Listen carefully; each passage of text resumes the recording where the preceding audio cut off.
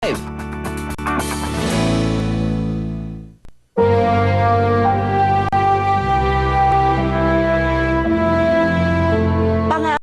mula sa sariling pamilya at panglalait mula sa kanyang mga kaklase at kakilala. Pero kahit ang pinakamaamong tupa, natututuring lumaban sa oras ng kagipitan. Saan nga ba dadalhin si April ng mga pagsubok na ito?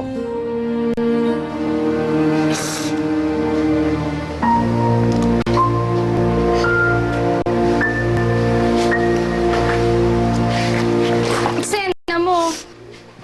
Ano, may nakaaway ka ba sa school, ha?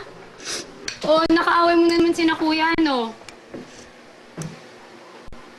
Hoy, April! Kung galit ka sa tao mo ibuhos, hindi dyan sa pagkain. Hindi ka kakampihan yan. Lalapad ka sa ginagawa mong yan.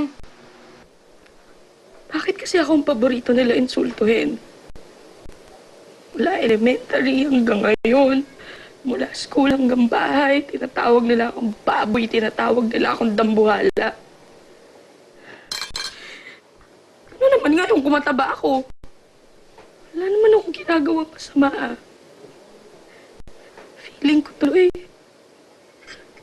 kahit saan ako magpunta, wala akong kakampi. Akong kakampi mo, April.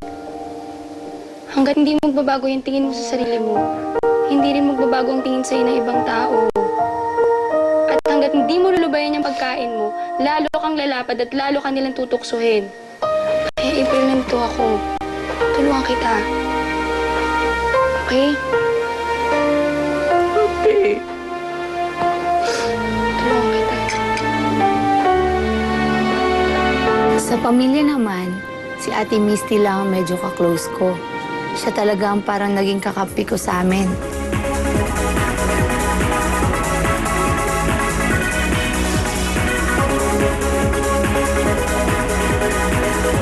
Okay, sige. 10 minutes break tayo, tapos go na ulit tayo.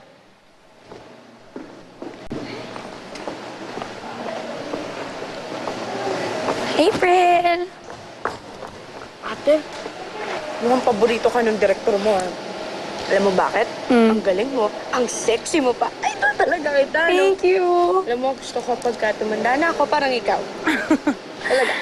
Ito naman, kaya ngayon ang challenge ko sa'yo eh. Gusto kong pumayat ka. At higit sa lahat, syempre gusto kong higitan mo kung ano man ang meron ako ngayon.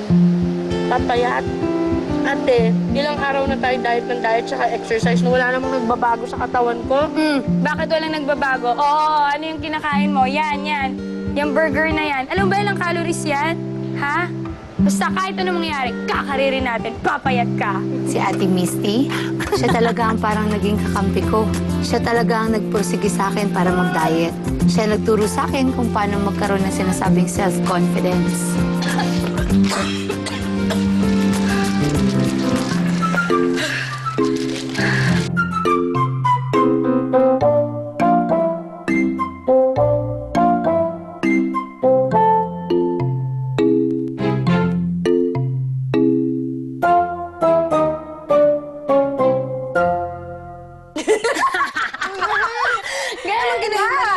Hindi pantay. Ano ka ba? Ano yan, ha?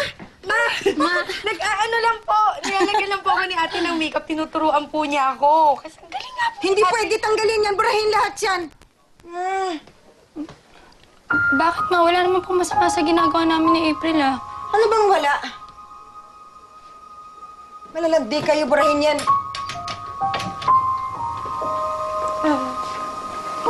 Wala naman siyang ginagawang masama, eh. Oo nga, ma. At anong susunod? Pagkatapos yan, hindi ba nagpapayat ka? Pagkatapos, kung ano-anong kolorete ang mga nilalagay ninyo sa mga pagbumukha ninyo? Pagkatapos, anong susunod? Magpabuntis? Katulad ng nangyari sa Ate Teres nyo. Bakit, ma?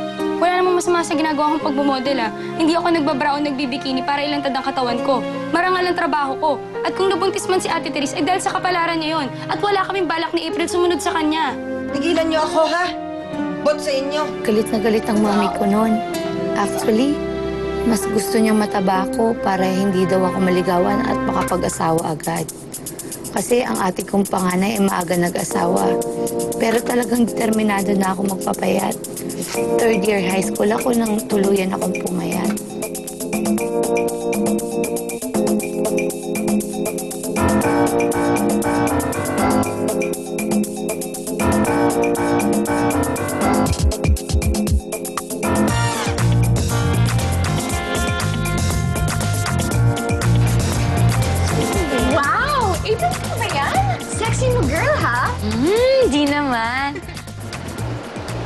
Oh, hi, April. Ang ganda mo ngayon, medyo slim ka na rin. Oh, anong panlalait na naman ang gagawin mo kay April ngayong maganda na siya? Ha? Uy, wala, Actually, April, alam ko medyo naughty ako nun. And, pero nagbago na ako. Good boy na to. Actually, sa totoo lang, gusto kong bumawi sa'yo eh. Kung okay lang sa'yo, baka pwede kitang ligawan? Of course! Pwede mo akong ligawan. Talaga? Pero hindi kita sasagutin. Well, let's go, girls. Ay! Nakalimutan pala ako. May ibibigay pala ako sa'yo. Ano? Ito. Iba ang pakiramdam pag alam mo kahit papano napapansin ka na. Kaya naman mula noon, hindi na ako nahihiya lumabas ng bahay. Natuto na rin akong gumimik kasama ang mga kaibigan ko. What's that? What is that?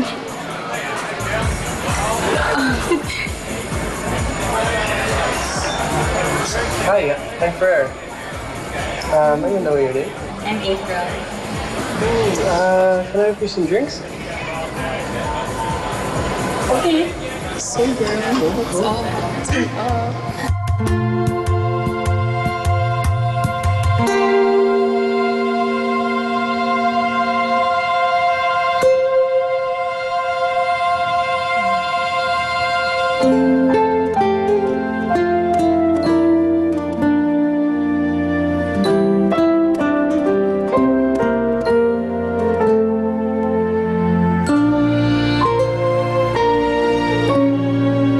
Sa unang pagkakataon, tumibok ang puso ni April.